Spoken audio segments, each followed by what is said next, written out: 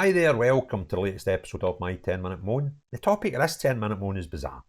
This is a case down south where it was a family home burgled with a machete, woman knife point, and the police dropped their investigation after 24 hours.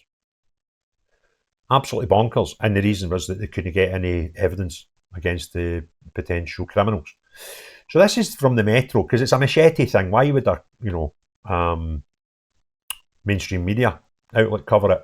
It's only a machete, another one on the streets of the United Kingdom.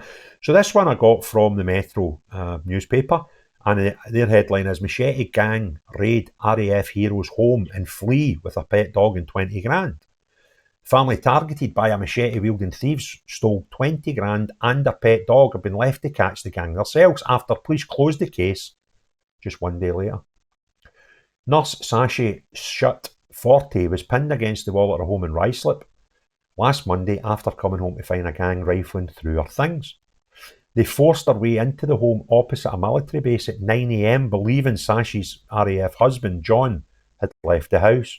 Around £20,000 worth of valuables, including watches and jewellery, were stolen from the family home along with their pet pug, Ozzie. Daughter Serena said, "My dad was in work, my brothers were at school, and my stepmom had left but came back because she'd forgotten something. She came back in, heard some suspicious noises, when all of a sudden she was pinned against the wall with a machete against her throat." The gang warned Sashi not to make a sound as they ran off with stolen goods, but the family soon discovered Ozzie was missing. They hoped once police were able to find the gang, they'd be able to find their dog. But detectives found no fingerprints or traces of DNA, and the case was closed as there was no means of finding the suspects. Serena Shutt, daughter of RAF hero Jason Shutt, said the family can't eat, sleep or think properly, knowing their beloved dog is still missing.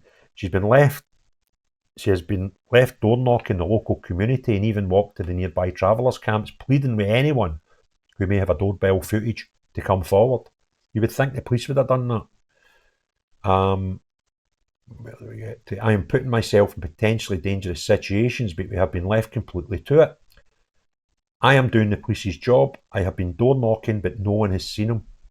We are devastated. The family have since been relocated by the RAF as Sashi was too traumatised to stay at the house. Serena said, "My stepmom is so traumatised. She had to go on medication. These robbers have gotten away with turning her life completely upside down. We just want Ozzie back. We don't care about the rest. He's 8-year-old, fun-coloured, neutered and chipped. He's also a distinctive scar in his right hind leg from where a tumour was removed." The Met Police said police have investigated the report of an aggravated burglary that happened in Bridgewater Road, Ruislip, on Monday the 10th of February. Officers swiftly attended the scene and spoke to the victim. Detectives from the West Area's burglary and robbery team have since explored all lines of inquiry in 24 hours. No arrests have been made, but we continue to appeal for any information which will enable us to revisit the investigation. An image of the family's dog that appeared to go missing during the incident has been circulated by Met officers in an effort to help locate him. Well, that's just fine and dandy, but this is bonkers, isn't it? You would think it would take more than a day for the police to extinguish all possible lines of investigation. You see what the lady's doing. She's going round the local community asking if anybody has doorbell coverage to see anybody coming and going from the property, which might help identify the people that robbed them. That would take more than 24 hours, you would think. You would think you would go through, checks on similar style things in the area that you could maybe pen. And I just don't see how, after a day, you can knock us in the head. But what do we matter? I mean, it's only a machete attack, It just seems the norm in the United Kingdom. And the other mad thing is, this is a bit of a story. But the only place you can find any evidence of this thing even happening online is on the Metro's website. No mainstream coverage whatsoever. Now, that's one of two things. That's either A, the mainstream don't want to cover these stories for whatever reason, or it's just so normal that it would be akin to somebody's cat being stuck up a tree. It doesn't really mean much in the whole scheme of things. Either way, it's a bad indictment on the state of the United Kingdom right now. That the news either won't report on it, or it's so normal that it's not even newsworthy. And that actually frightens me. That's a bit scary when you consider that. You think, where does it end? We spend 24 hours investigating and then put out a statement saying we've extinguished all routes, all possible routes, and we're not going to be able to find these baddies after a day. Seriously. Does this hark back to the way we're policing now, where we're targeting folks so much by targets of solved crimes that they're not wanting to touch the hard ones? Unless the person can put evidence on the table for them, we're not going to touch it. And this was a thing that Scottish Government done, so Scottish Police done up in Aberdeen.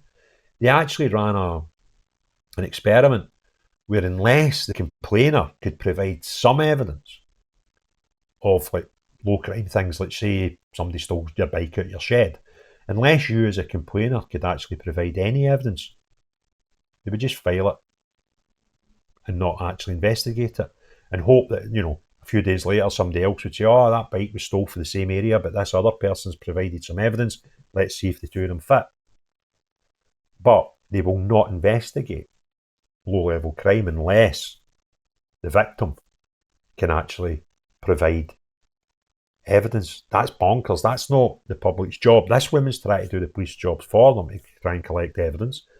But it's just a bit mental that we're in this situation. So anyway, if you enjoyed the video, maybe a strange word to use, please give it a thumbs up. If you've not already done so, please consider hitting the subscribe and the notification bell. Let me know your comments and opinions below. That's always good value. And that YouTuber's doing quite a clever thing now. Towards the end of the video, down this bottom right hand side to you, they'll put a video of mine, the back catalogue, that they think, yeah, you've not seen, and B, you might be interested.